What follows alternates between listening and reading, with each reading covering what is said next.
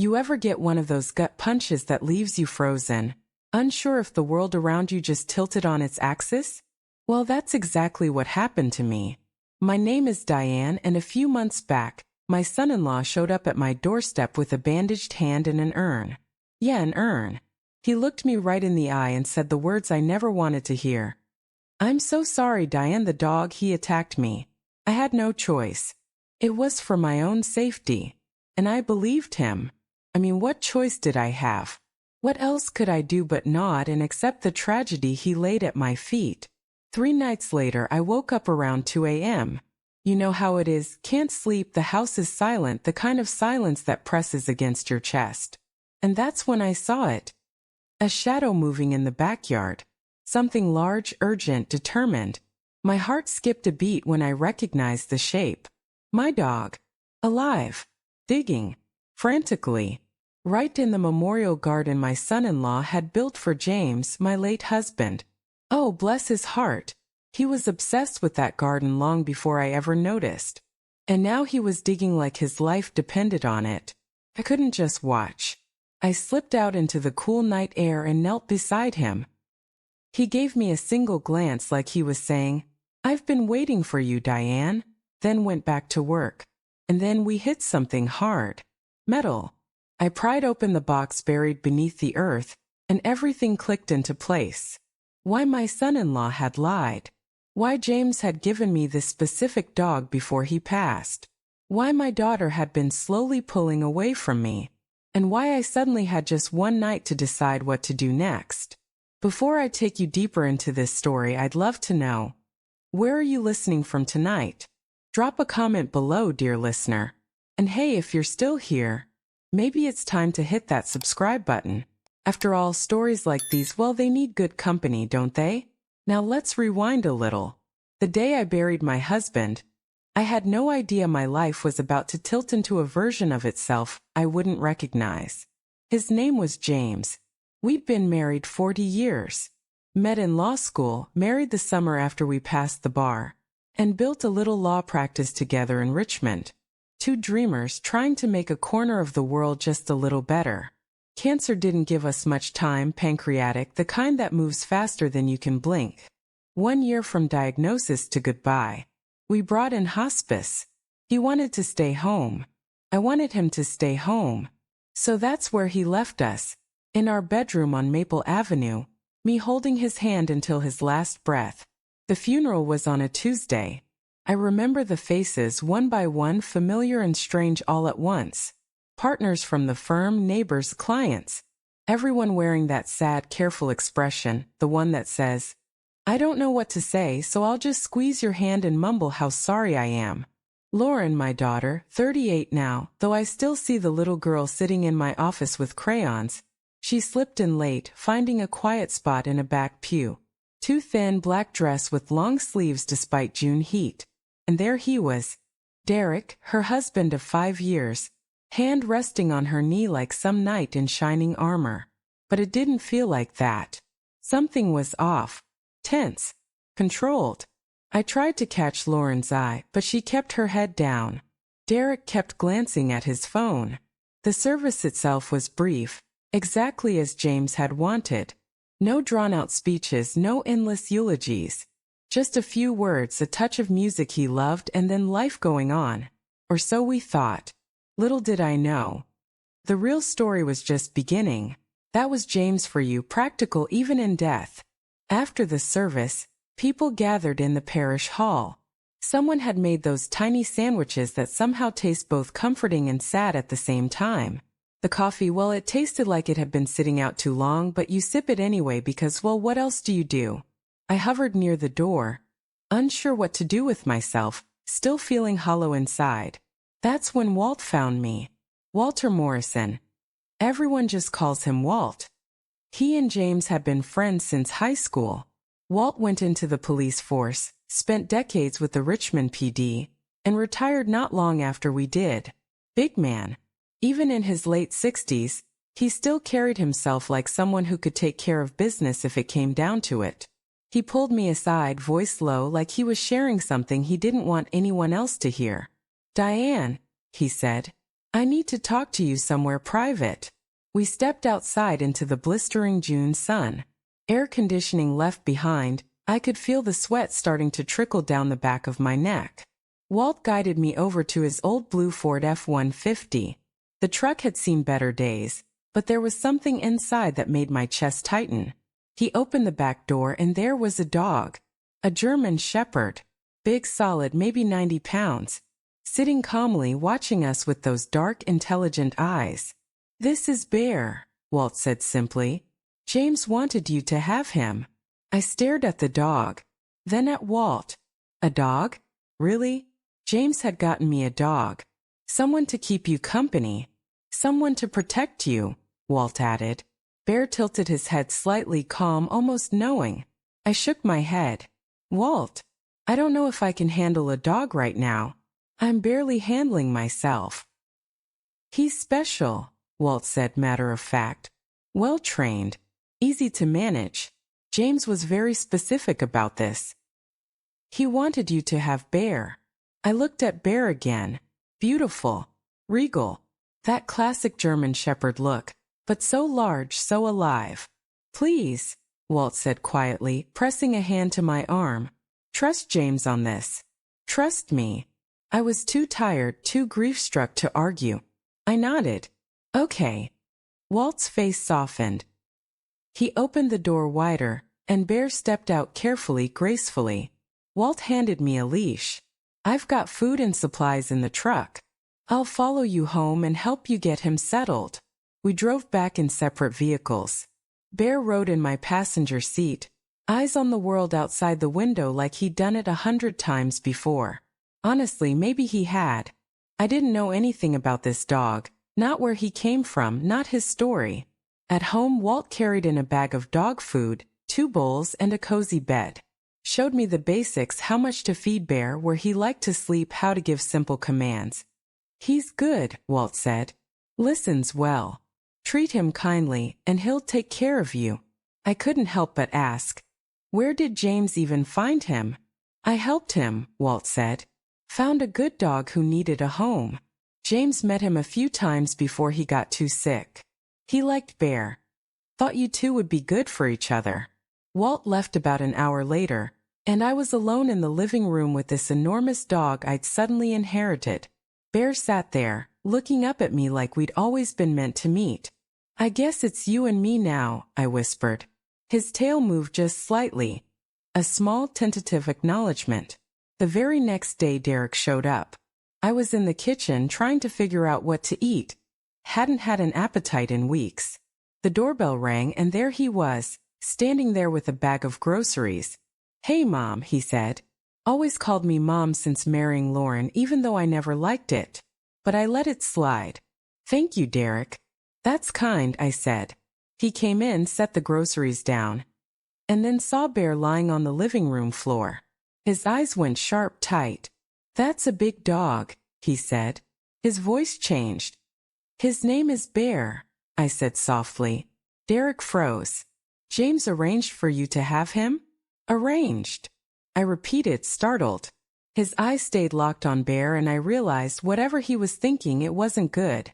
Little did I know that dog, Bear, was about to unravel a whole lot more than just the loneliness in my house.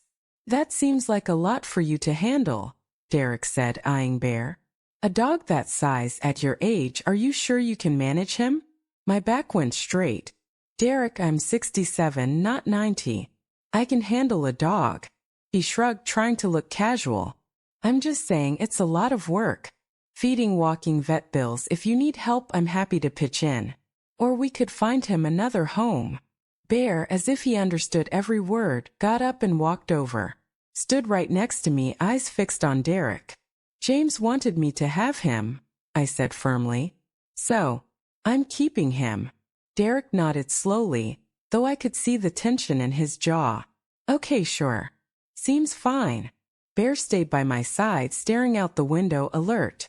I looked down at him. "You don't like him much, do you?" His ears twitched, almost like he agreed. That evening my phone rang. "Lauren." "Hi, Mom." "Hi, honey. How are you?" "I'm okay. Just wanted to check on you." Her voice sounded hollow like she was reading from a script.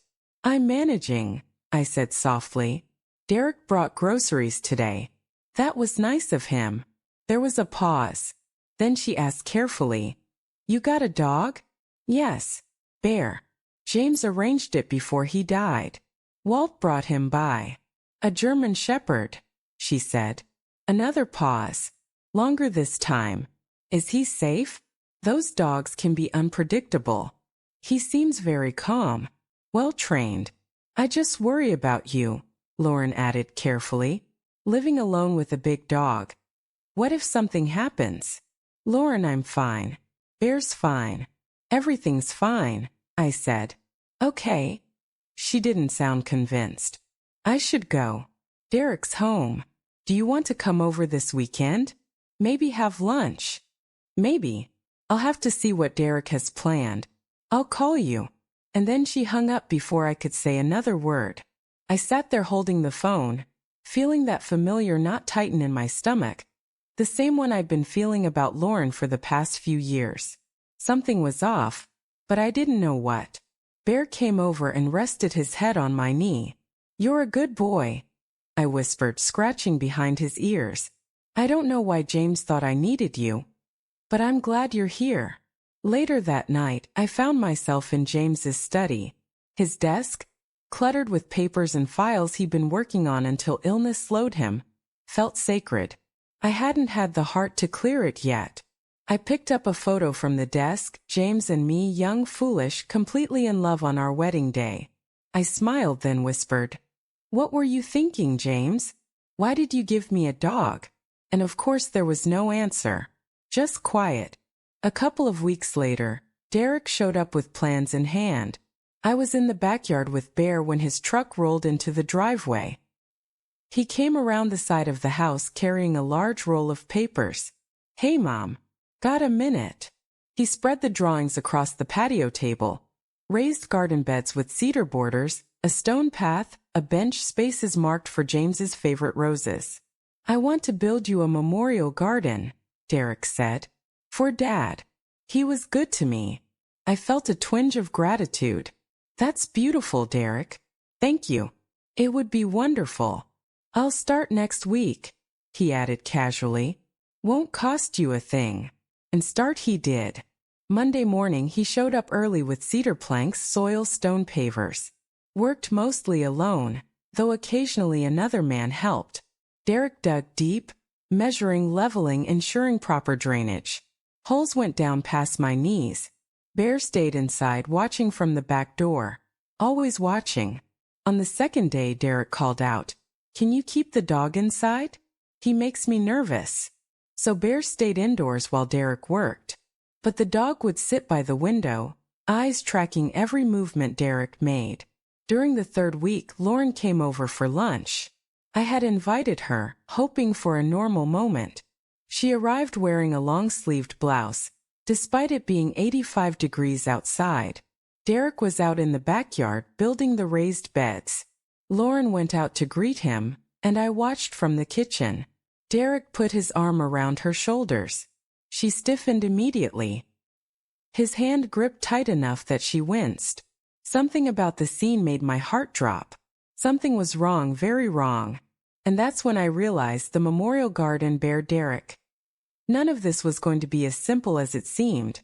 When they came back inside, Lauren's smile looked brittle, like someone had painted it on at the last second. The garden looks amazing, she said, but her voice sounded far away. Her phone buzzed. She checked it immediately, shoulders tensing. You okay, honey? I asked. I'm fine.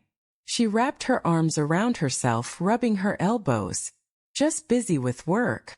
I nodded toward her sleeves. Those long sleeves, aren't you hot? I'm always cold. You know that. But the truth was I didn't know that. And something in her eyes said she didn't want me knowing much of anything these days. So I let it go. For the moment, we had sandwiches. She barely touched hers, too busy checking her phone every few minutes. Derek came in for water, and he laid his hand on the back of her neck. Lauren jumped like she'd been shocked. Easy, babe, he said lightly. Just me. After he went back outside, I tried again. Tried gently. Tried like a mother who just wanted to understand. Lauren, if something's wrong, you can tell me. She snapped sharp, defensive. Nothing's wrong. Why does everyone keep asking me that? She left not long after, practically fleeing. I watched from the window as Derek walked her to the car. His hand firm, too firm on her lower back. Possessive. Controlling. My stomach twisted. The garden was finished 3 weeks after he started. And I'll admit it was beautiful. The raised beds looked like something out of a magazine. The stone path curved gracefully. And there on the bench sat a small brass plaque. In memory of James Morrison, beloved husband and father. Derek took photos, grinning proudly, posing beside the garden like he'd built a cathedral. I'll come by regularly, he said. Water the plants, pull weeds. You shouldn't have to maintain it. After he left, I stood in the quiet, humid evening air with Bear. The dog wandered toward the far corner of the garden, nose to the soil, sniffing deep, searching. Then he started pawing, digging. Bear, no, I called.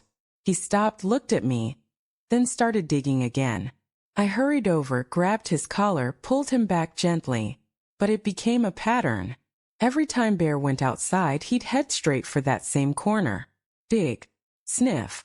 Sit and stare at the ground for 20 straight minutes like he was guarding a secret. One day, Derek arrived just as Bear dug another small hole. What is he doing? He demanded. I don't know. He's fixated on that spot. Make him stop. His voice cracked on the last word. I'm trying. His expression tightened. That dog is too much for you. You should rehome him. My back straightened. James wanted me to have him. James didn't know the dog would destroy his memorial. He's not destroying anything, Derek. Look at it, he snapped. This is disrespectful. I folded my arms. Derek, I'm not getting rid of Bear. He stared hard at me, jaw working. Finally, he nodded slowly. Fine. But don't say I didn't warn you. His visits became more frequent after that. Every few days. Checking the garden like it was sacred ground. Watching Bear with narrowed eyes. And Bear? His behavior got worse. More focused. More driven. One morning at dawn, I found him sitting stone still in front of the raised bed. Not digging, just watching. Waiting. Like he knew something I didn't. Derek showed up one afternoon unannounced. By the time I reached the backyard, he was already standing in the garden, staring at a new hole Bear had made. A deep one. Dirt scattered everywhere. Roses bent, roots exposed. Derek's face had gone pale.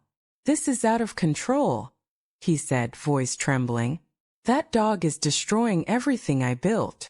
I don't understand why he keeps doing this, I said softly. Because he's a bad dog, Derek hissed. Destructive. You can't handle him. He stepped closer. Too close. That dog has to go. No. Look at what he's doing to Dad's memorial. I'll fix it, I said. I'll replant the roses. That's not the point. He was nearly shouting now. You can't control him. You're not capable of managing a dog that size. Derek, I said calmly. I said no. We stared at each other, silent tension. His hands balled into fists at his sides. Then he turned sharply, stomped to his truck, slammed the door so hard the windows rattled. The yard went painfully quiet. I looked at the hole Bear had dug. Deeper than before. Bear sat beside it, not digging anymore. Just looking at me. Those dark, thoughtful eyes full of something I couldn't read. What are you trying to find? I whispered. He didn't move. Didn't blink. He just stared at me like he was waiting for me to see something I wasn't ready to see. A week later, I spent the day at my friend Carol's house in Henrico, our Thursday tradition. Coffee, gossip, comfort. Derek knew my routine. So when I pulled into my driveway around 5 and saw his truck already sitting there, my heart skipped. Derek was sitting on my front porch, elbows on his knees, staring at the ground. When he saw me, he stood. Slowly. And his face looked wrong. Pale. Nervous. and he wouldn't meet my eyes. I stepped out of my car. Derek, what's going on? I kept listening for his nails on the floor when he shifted positions. The silence felt wrong. Too empty. Too deliberate. Around midnight, I went outside and sat on the bench in the memorial garden, the one with James's plaque. The air felt thick, unmoving. The raised beds looked perfect, too perfect. Derek had been maintaining them obsessively. But the far corner where Bear used to dig, it looked different. The soil was packed too neatly. Leveled. Pressed down like someone had smoothed it with both hands. A fresh layer of dirt sat on top, darker than the soil around it. Bear had been trying to show me something. My throat tightened. James, I whispered to the plaque. You sent me that dog for a reason, and I was too stupid to understand. I stayed outside until my legs went numb. When I finally stood to go in, a motion light flicked on behind me. I spun around. No one was there. But my phone buzzed in my pocket. A text from an unknown number. Stop digging. Just those 2 words. My hand shook as I read it again. Stop digging. I looked at the house, at the shadows, at the garden. Someone was watching me. My heartbeat thudded in my ears. The air felt suddenly too thin, like the whole yard had tilted sideways. I stared at the packages, at the dirt caking the edges of the box, at Bear sitting beside me with his chest rising and falling in sharp, tired breaths. James. Walt. The hospice bed. The urgency. He didn't give me a dog. He gave me a warning. I snapped the lid shut. My hands were filthy and shaking as I pulled the box against my body and looked around the dark yard. Every rustle of leaves made my skin tighten. Bear, I whispered. We need to go inside. He stood, limping slightly but alert, ears forward. Eyes fixed on the back fence like he expected something to come through it. As I lifted the box, my porch light flicked on. I froze. The automatic light only came on when someone moved near the house. But I was still. Bear was still. Someone else was out here. I grabbed Bear's collar with one hand, dragging the heavy box with the other, and back toward the house. My breath came out in small, shaky bursts. Every instinct screamed move. When we reached the door, I shoved Bear inside first, then pulled the box in and locked the door behind me. My hands were trembling so violently I missed the deadbolt twice.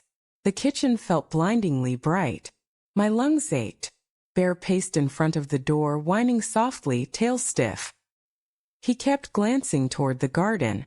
Okay, I whispered. Okay. I needed to call someone. The police? No, Derek had been in and out of my yard for months. He'd know. He might have a friend inside the department for all I knew. Lauren? No, not with the way she sounded. Not with Derek right there. I needed someone safe. I grabbed my phone and dialed Walt. It rang once, twice, 3 times. Then his groggy voice answered. Hello. Walt, I whispered. It's me. It's bad. Bear, he's alive and he dug up. My voice broke. Drugs, Walt. In my backyard. Derek buried drugs in James's garden. Silence. Then a slow, steady inhale. Listen to me, Walt said, voice low and razor sharp, nothing like his usual warmth. You need to get out of that house. Right now. I can't just leave. Now. He almost barked the word. Take the dog. Leave the box. Don't touch anything else. Go to Carol's or anywhere public. I'm getting in my truck. Walt. Get out of the house. He hung up. My pulse hammered in my throat. Bear nudged my hand, urging me toward the front hall. I grabbed my keys, threw on a sweater, and clipped Bear's leash to his collar. His tail didn't wag. He was rigid, ears pricked forward. As I stepped toward the front door, a car engine rumbled outside my house. Deep, slow, too familiar. Bear growled. A low, vibrating sound I'd never heard from him before. Headlights swept across my living room wall. Derek's truck. He'd come back. And he wasn't alone. The pieces were falling into place, each one heavier than the last. Walt rubbed his face with both hands, like he was trying to scrub away the truth before he said it out loud. They didn't find anything, he said. Derek was careful, too careful. Nothing at his house, nothing at his shop, nothing in his truck. But James, he was convinced Derek was hiding something off-site, somewhere no one would think to look. I stared at the garden through the kitchen window, the stone path, the raised beds, the brass plaque, the perfect symmetry. Here, I whispered. He used my yard. Walt nodded once. He knew no one would search your house. You're a widow, 70 years old. You take care of your roses and go to church on Sundays. You're invisible to men like Derek. Invisible. The word sank into my bones like ice.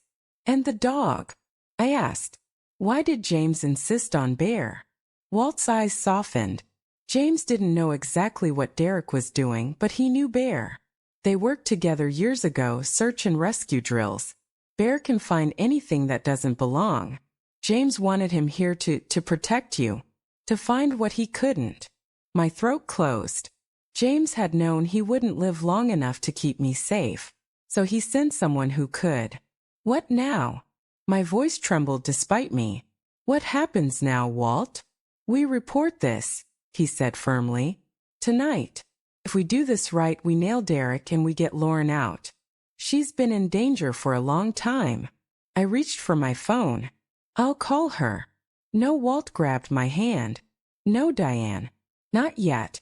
If Derek is with her, or if he's monitoring her calls. A sound cut him off. A soft crunch. From outside, right beneath the kitchen window. Bear's head lifted from his bed. He growled. A low rolling thunder I felt in my chest. Walt stood so fast his chair slammed against the wall. He took 2 steps toward the window and froze. Lights off, he whispered.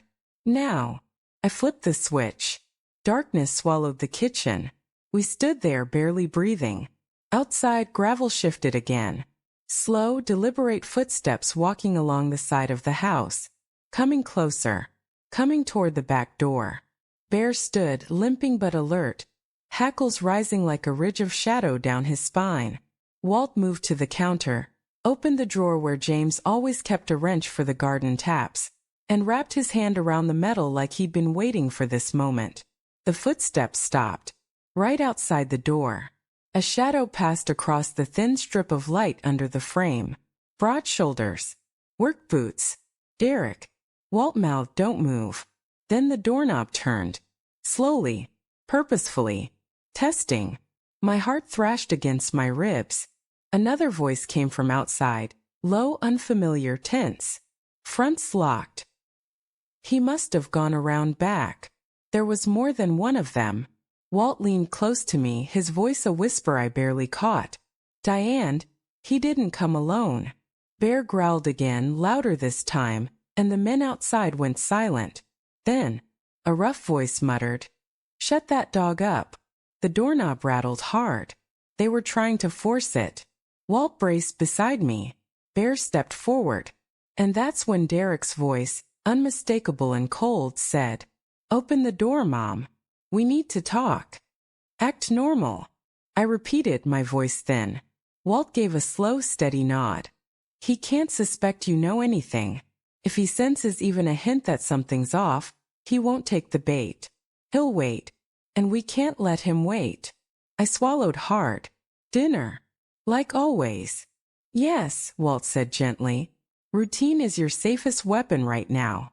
I stared at the dark window, my reflection faintly visible in the glass. Tired eyes, trembling hands.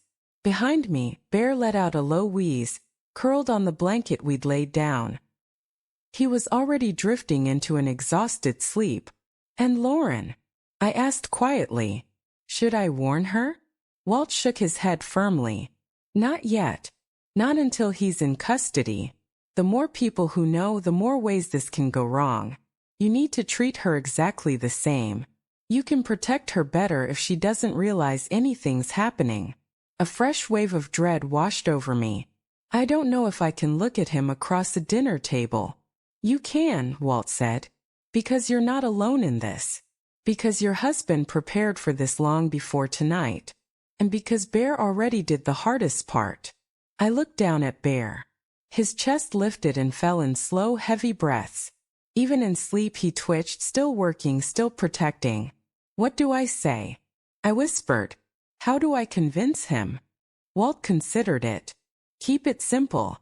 Mention a landscaper you hired on short notice. Say the garden's been bothering you. Say you want fresh soil, new plants, maybe a small fountain. Don't oversell it. Just sound like a woman who misses her husband and wants to fix up the place to cope. I nodded, though my stomach knotted tighter with every passing second. He'll take the bait, Walt continued. Because he's arrogant. Because he thinks you're blind to everything he's been doing. His entire plan relies on that. I felt a sting of humiliation. How easily Derek had used my grief, how deeply he'd underestimated me. Or maybe how deeply I had underestimated him. What time will the officers arrive? I asked. Tomorrow evening, Walt said. We'll coordinate a rotation. You won't see us, but we'll see everything. I pressed a hand to the counter behind me to steady myself. And when Derek comes, what do? You sleep, Walt said. You stay inside. You don't come out, you don't watch, you don't talk to him. You pretend you don't hear a thing. I don't know if I can sleep through that. You won't, he said. But you'll stay safe. That's your job.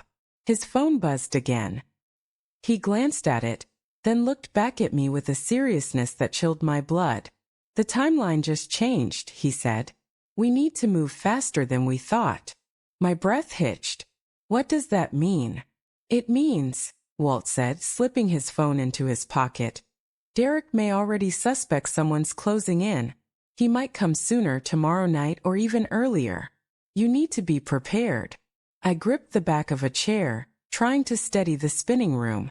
Get Bear to the vet, Walt continued. Rest for a few hours. Text Derek about the landscaping plan in the morning. Keep it casual. Then let us handle the rest. I nodded numbly. As Walt gathered his coat, Bear lifted his head just enough to watch him, as if confirming the plan himself.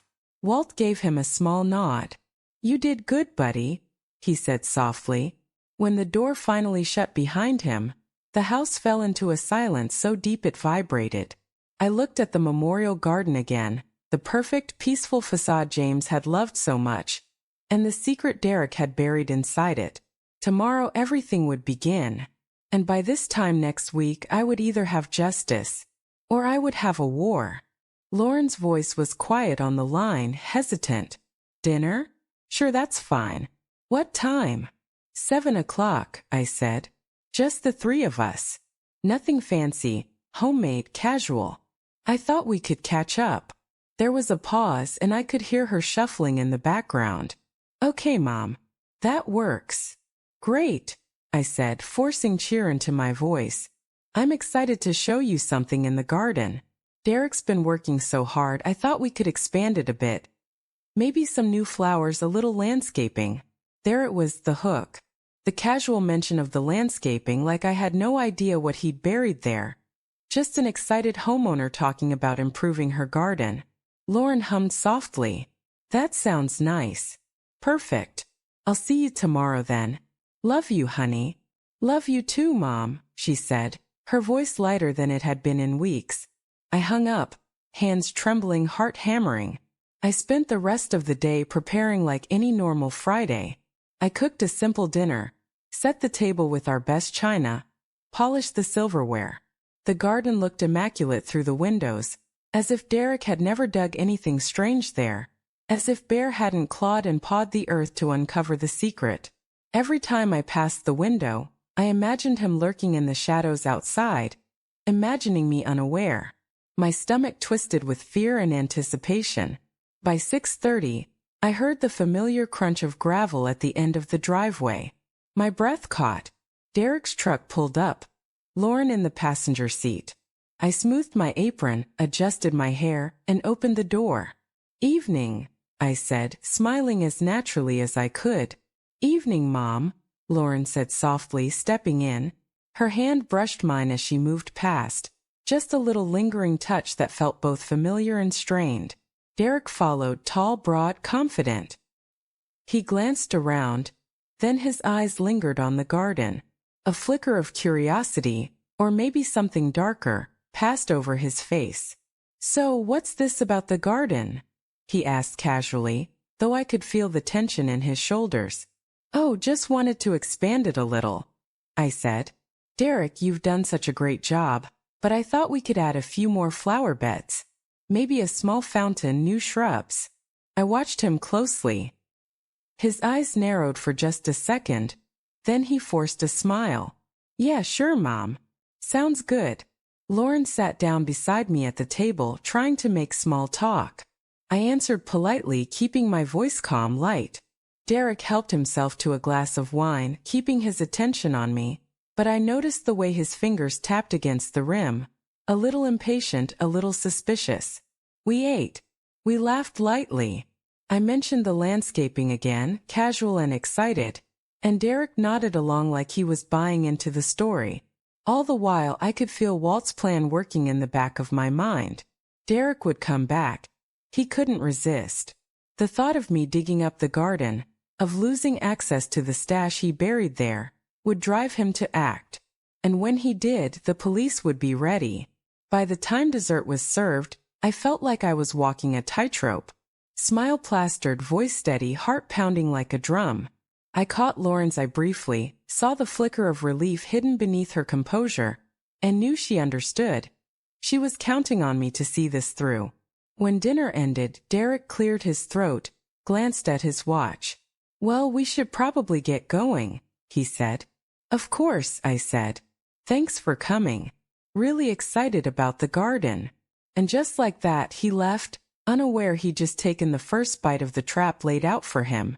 I closed the door behind them, leaned against it, and exhaled slowly. One day, one more night, one more performance, and then justice. Derek's hand tightened on his fork. His jaw stiffened. "A landscaping company. Monday." "Yes," I said, smiling like nothing was wrong. "They'll dig up the beds, add new soil, expand everything. I thought it would be nice, fresh start, you know?" He glanced out the window at the garden, then back at me. Something flickered in his eyes. Anxiety, fear, or calculation. "Right, sure. That's good," he said, voice just a little too clipped. Lauren didn't say a word, but her eyes flicked toward me, just the smallest acknowledgement, like she knew I was playing a deeper game than Derek suspected. I continued casually, talking about flowers, arranging the patio furniture, sprinkling anecdotes from the last few weeks about Bear, careful to keep the story light. Derek barely listened, distracted, his eyes darting to the windows, the garden, the corners of the yard. He didn't know yet that surveillance was already in place, police watching from unmarked cars in neighbors' backyards, waiting for him to make the first move. After dessert, I cleared the plates while Derek and Lauren lingered at the table. "I just hope the landscapers don't miss anything important," I said lightly, my voice warm, innocuous. "You know, sometimes they dig deep, find unexpected things buried underneath." Derek froze mid-reach for his coffee. His face went pale, a flicker of panic betraying him before he forced a laugh. "Well, yeah, I guess they'd need to be thorough," he said, voice tight. Lauren's fork clattered softly against her plate. She looked up at him, wide-eyed, as if finally noticing something herself. I caught the subtle tremor in her hands. Dinner ended without incident. Derek and Lauren left, the tension almost palpable. As I closed the door behind them, I exhaled, heart hammering. One more night. One more performance. One day until justice. I went to the window, peering out at the memorial garden, the earth untouched yet hiding its secret. My mind went to Bear, lying at Walt's house, recovering but ready. He had completed his first mission, finding the drugs, but now he needed to rest, heal, so he could be part of the final act. I sank into the kitchen chair, staring at James's letter again. The man had orchestrated this all from beyond the grave, using his love, his foresight, and a German shepherd to protect the people he cared about. It made me ache with gratitude and a kind of awe. By bedtime, I was exhausted but alert, every nerve on edge. I double-checked the windows, the locks, and made sure everything appeared perfectly normal. The show had to be flawless. Derek had to think I was still clueless. And I would wait. Because come Monday, when Derek realized the garden would be dug up, the trap would snap shut, and the police would be ready. Derek crouched in the garden, his flashlight low and angled so the beam barely touched the dirt. He scanned the yard, checking for movement, for witnesses, for me. Then he started to dig. Fast. Panicked. Silent except for the muted thud of metal striking soft earth. My pulse hammered. My breath came shallow. I clutched my phone but didn't move toward the window. The cops had told me to stay still, stay dark, stay out of sight. They needed him with the drugs in his hands. He dug deeper, faster, his breathing loud enough I could hear it even through the glass. Dirt flew behind him in frantic arcs. Sweat dripped from his forehead. He checked over his shoulder every few seconds, paranoid, convinced shadows were watching him. And he was right, because they were.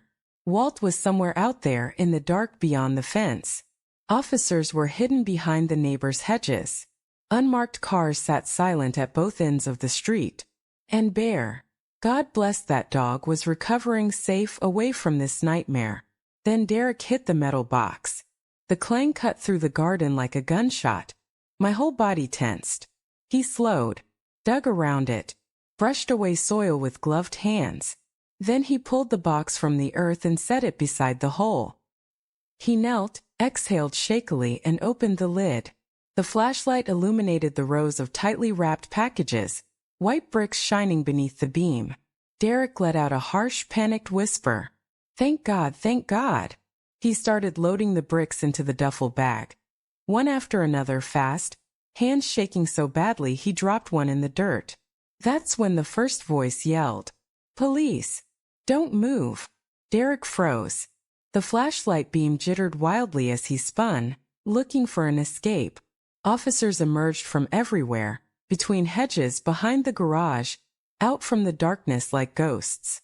Flashlights snapped on, guns drawn. Shadows lunged from every angle. Derek bolted. He ran across the yard, vaulting over the flower beds, sprinting toward the side fence. Pure instinct, pure terror. Stop! Hands where we can see them. He didn't. He shoved his shoulder into the fence gate, tearing it open, and sprinted toward the street. He almost made it. Almost. A figure stepped in front of him, broad-shouldered, steady. Walt. Derek tried to veer, but Walt moved faster. He tackled him clean, driving him into the grass with a force that knocked the air out of both of them. The duffel bag hit the ground beside them, bricks spilling out onto the lawn like bones. Officers swarmed. Derek screamed, bucking and kicking as they pinned him. Get off me!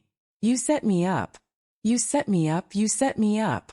Walt's voice was low, grim. No, Derek. You set yourself up when you buried drugs in your father-in-law's memorial garden.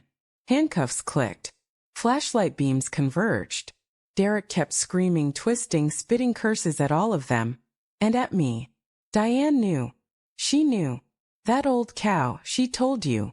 She's been in on it. An officer kneeled beside him. Sir, quiet. You hear me? He shouted at my house. I know you're in there.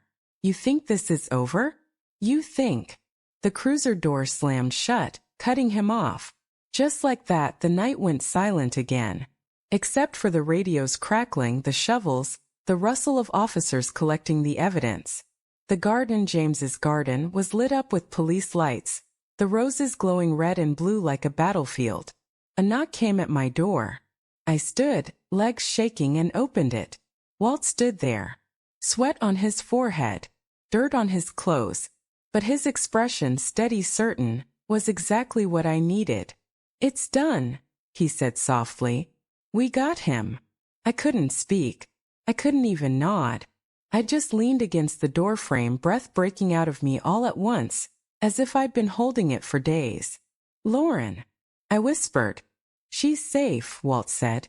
We'll bring her in to talk. She's not in trouble. Not even close. I finally exhaled, hands trembling. Walt rested a hand on my shoulder. Diane, you did it. Just like James knew you would. But it wasn't over. Not yet. Because Lauren would have to face the truth. Because I would have to rebuild a life Derek had tried to destroy. And because Bear, my brave, stubborn, bleeding dog, still needed to come home. Can I see him? I asked. Walt nodded. Tomorrow. He'll be ready. I looked past Walt at the garden. Torn open, police everywhere, roses bent and broken. James's garden had given its final secret. I'm ready too, I said. I wiped my face with the back of my hand, still holding Bear close. His fur was warm, damp from the night air, and smelling faintly of grass and dirt. Walt rested a hand on my shoulder, steady and grounding. You should know, Detective Johnson said quietly. We also recovered the rest of the evidence your husband documented. With Derek's attempt tonight, everything lines up exactly as James predicted. It's airtight. A strange hollow relief spread through me, like exhaling after holding my breath for years. The fear, the nightmares, the constant waiting for Derek to snap. All of it finally had somewhere to go. Paramedics came to check Bear. He stood still, obedient, letting them inspect the gash along his leg, the bruising around his ribs. He'll need stitches, one of them said softly, but he's strong. He'll be okay. I nodded, my hand still resting on his head. He's more than strong, I whispered. He's loyal. The officers finished clearing the yard. The floodlights clicked off one by one until the night returned to normal, quiet, dark, almost peaceful. Only the churned-up soil in the far corner remained as proof that chaos had ripped through here. Walt led Bear toward the gate so the paramedics could take him to the vet. Before they loaded Bear onto the truck, he turned his head, looking for me. His eyes were steady, alert, watching me the same way he used to watch James. I'll see you soon, buddy, I said. My voice cracked. He let out a low, soft woof like he understood. Then the doors closed. Detective Johnson walked back toward the street, speaking into his radio. Officers were already driving Derek away, his muffled screams fading into the distance. The backyard was quiet again. Too quiet. I stepped down from the porch and walked to the disturbed patch of earth. The soil was uneven, broken, smeared with Derek's footprints. The moonlight glinted off the shovel he dropped when the lights exploded on. I knelt, touching the cool dirt. This garden had been a place of grief, memory, and finally fear. And tonight it became the place where everything ended. My breath shook. James. I didn't know what else to say. But the moment the name left my lips, a breeze drifted through the branches, rustling the leaves. Almost like a response. When I finally went inside and locked the door, the house felt different, lighter somehow. As if something that had been lurking in every corner had finally been carried out with Derek in handcuffs. I leaned against the kitchen counter, eyes closed, listening to the silence. Tomorrow there would be statements, reports, questions, logistics. A long road of healing and figuring out how to live again. But tonight James's plan, Bear's loyalty, Walt's persistence, and my own stubborn refusal to break had saved my life. For the first time in years I wasn't afraid. She cried, but not from sadness. She cried from relief, from the weight of years finally lifting. From knowing she was free. I put my arm around her. It was quiet for a long moment, the kind of silence that isn't empty. It's full of everything that's been endured and survived. Bear nudged her hand, rested his head on her lap. She stroked his fur softly, almost reverently. He had been their guardian angel, silent and steadfast. I don't know how I can ever thank you, Lauren whispered. Mom, you saved me. You saved all of us. I shook my head, tears sliding down my cheeks. No, honey. James saved us. Bear saved us. And you survived. You're the strongest part of this. The garden, once a site of grief and danger, was starting to bloom again. Roses were planted, the soil fresh and turned over, sunlight hitting the petals. It looked peaceful, alive. A small reminder that life moves forward, even after darkness. Bear lay in the shade on the porch, watching us with half-closed eyes. content and finally safe. We didn't need words for a while. Just presence. Just breathing. Just being together. Lauren leaned against me, her hand finding mine. I think I can finally start living again, she said.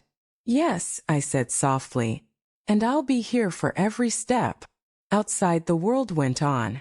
Birds chirped, a soft breeze rustled the leaves. But inside we had reclaimed our home, our safety and our lives. And Bear, our hero, our friend, our family, lay at our feet, paws still slightly scarred but spirit unbroken. James's plan had worked.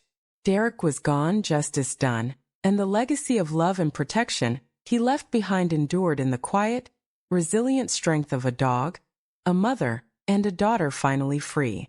We smiled through our tears, and for the first time in a long time, it felt like the beginning, not the end. It's really over. It's really over.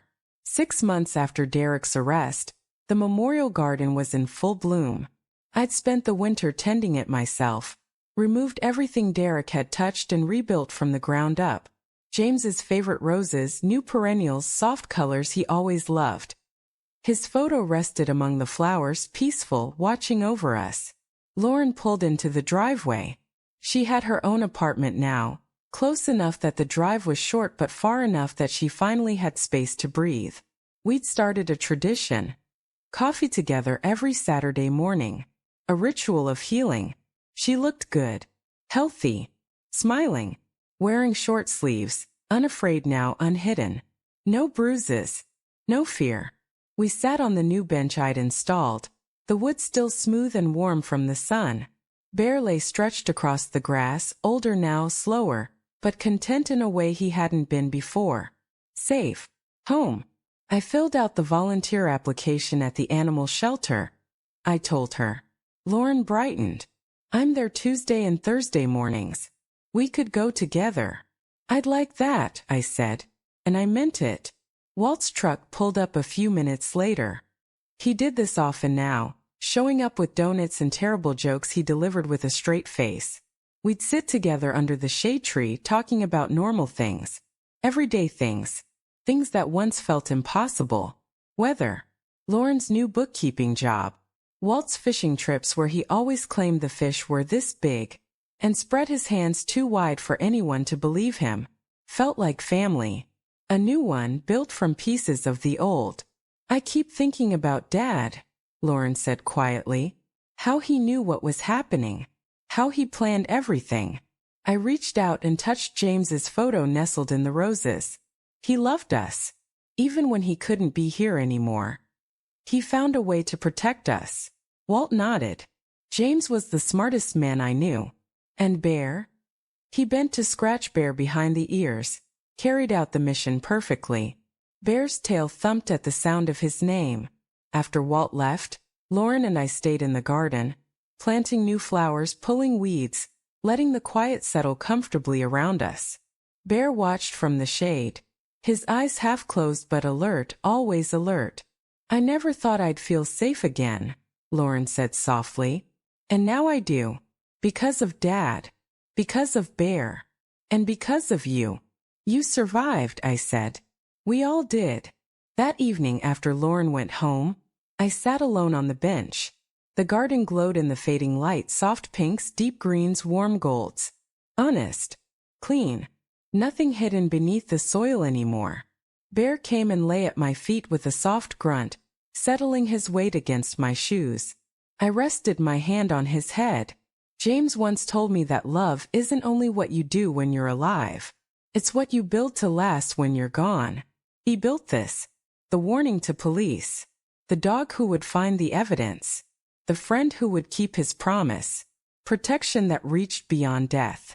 Derek got 25 years. He can't hurt anyone ever again. Lauren is healing, really healing. She laughs now. Real laughs, the kind that reach her eyes. She's building a life that's finally hers. Bear is older, slowing down, but still watching over us like he knows his job isn't quite done. Me? I tend my garden. I volunteer at the shelter twice a week. Lauren joins me sometimes. We heal together, helping animals find homes, giving safety where we once lost it. I miss James every single day. But I'm not alone.